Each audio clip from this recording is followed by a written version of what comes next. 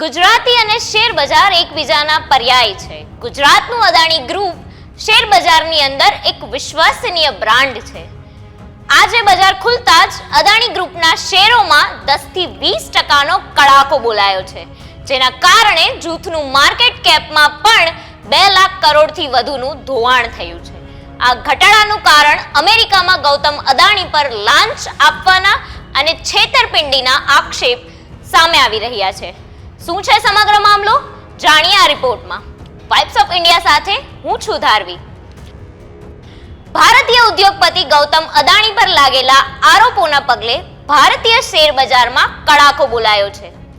ભારતમાં ગુરુવારે અદાણી જૂથની બધી જ લિસ્ટેડ 11 કંપનીઓના ભાવમાં 10 થી 20%નો કડાકો બોલાયો હતો, જેના કારણે ગુરુવારે બજાર ખુલતા જ અદાણી જૂથની કંપનીઓનું માર્કેટ કેપ અંદાજે 2 લાખ કરોડનું ધોવાણ થયું છે અને જૂથનું કુલ માર્કેટ કેપ ઘટીને 12.3 લાખ કરોડ થયું છે.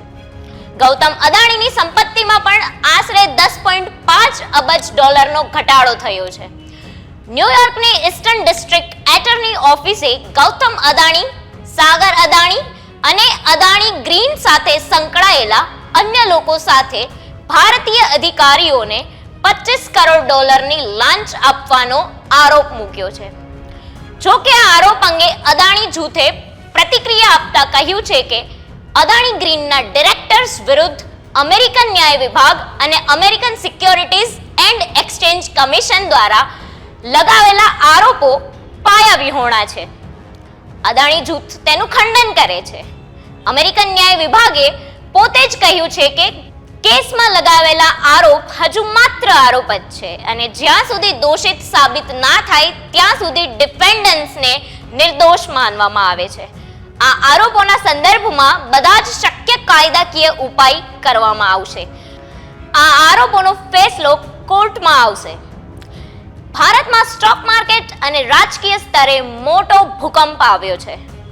કોંગ્રેસ સાંસદ રાહુલ ગાંધીએ ગૌતમ અદાણીને લઈને મોટું નિવેદન આપ્યું હતું. તેમણે કહ્યું કે અદાણીએ 2000 કરોડ રૂપિયાનું કૌભાંડ કર્યું અને તેમની ધરપકડ થવી જોઈએ, પરંતુ દેશના પીએમ નરેન્દ્ર મોદી અદાણીને બચાવી રહ્યા છે.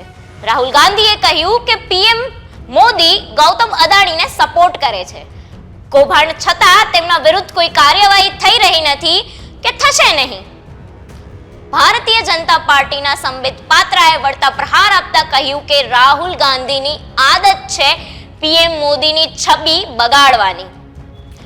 ભારત અને દેશ માટે કામ કરતી સંસ્થાઓ પર હુમલો કરવો એ રાહુલ ગાંધીની સામાન્ય રણનીતિ છે. તેમણે રાફેલ મુદ્દો પણ આ રીતે ઉઠાવ્યો હતો.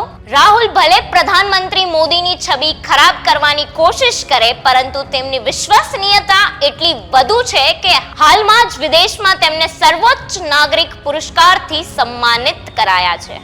તમને જણાવી દઉં કે અગાઉ જાન્યુઆરી 2023માં American short seller Hindenburg research દ્વારા અદાણી જૂથ પર સ્ટોક મેનિપ્યુલેશન, એકાઉન્ટિંગ છેતરપિંડીનો આરોપ મૂકવામાં આવ્યો હતો, જેના કારણે શેર બજારમાં કડાકો આવ્યો હતો અને અદાણીની નેટવર્થમાં $80 બિલિયન નુકસાન થયું હતું.